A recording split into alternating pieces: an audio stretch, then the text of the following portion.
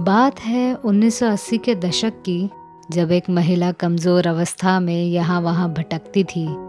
किसी ने खाना दिया तो ठीक, नहीं तो कहीं पड़ा हुआ कुछ भी खा के अपना दिन गुजारती थी। किसी को कैसे पता चले कि ये महिला कौन है? कैंसर जैसे दर्दनाक बीमारी से सामना करते हुए मौत को गले लगाने वाली कुकू की कहानी मैं अनामिका आपको सुनाने वाली हूँ आपके अपने channel biography and real life stories पर। प्राण और हेलन को तो सब जानते हैं, पर अगर मैं आपसे पूछूं कि ये कुकू मोराए कौन थी, तो शायद ही कोई इन्हें पहचानता होगा। इनकी कहानी अलग अलग पड़ाव से गुजरती है। आसान शब्दों में कहा जाए तो शोहरत, सम्मान, प्यार, धोखा, अकेलापन और मौत के पड़ाव कुकू ने देखे हैं। एक ज़माना ऐसा भी था जब इनके घर के बाहर फिल्म मेकर्स की लाइन लगी रहती थी और मुंह मांगी रकम देकर कुकू से फिल्मों में डांस करवाया जाता था। पर इससे ठीक 40 साल के बाद नज़ारा कुछ अलग होगा, किसी ने सपने में भी नहीं सोचा था। मैं तो आपसे नहीं कहूँगी कि कुकू भारत की पहली कैबरे डांसर थी। कुछ लोग ज़रूर कहेंगे कि जी हाँ, कुकू ही थी भारत की पहली कैबरे डांसर, पर इतिहास के पन्ने कुछ और कहते हैं। खैर, पहली कैबरे डांसर कौन थी ये तो मैं आपको किसी और दिन बताऊंगी। अभी बात करते हैं कुकू की।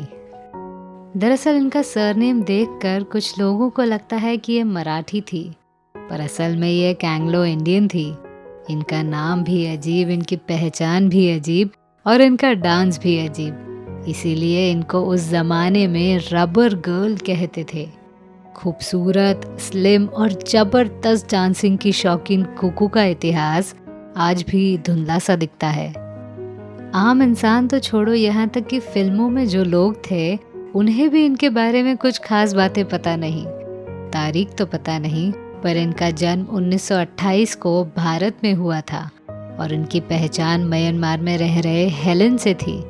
वैसे तो तब हेलन छोटी बच्ची थी और उस वक्त कुकू इंडस्ट्री की बड़ी कैबरे डांसर थी।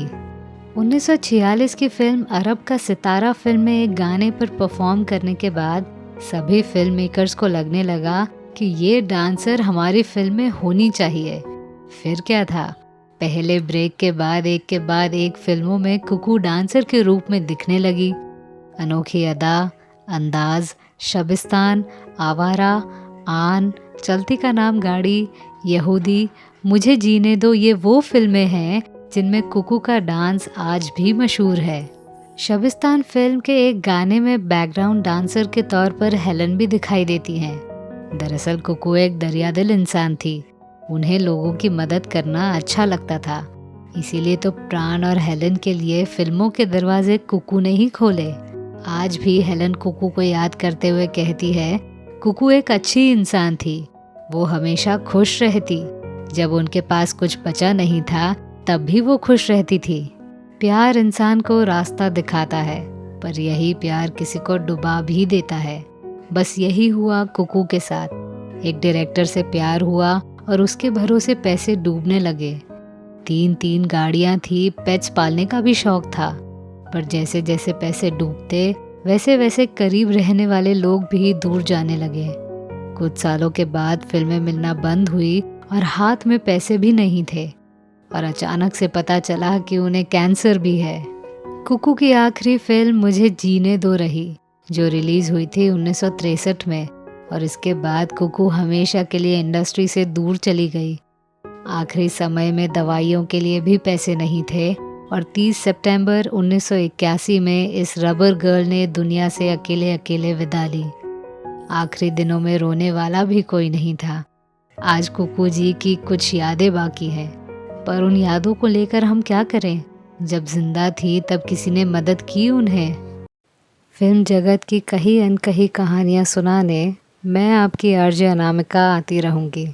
तब तक के लिए हमारे channel biography and real life stories को सब्सक्राइब करिए और इस अनसुनी कहानी को लाइक शेयर ज़रूर करिएगा। धन्यवाद।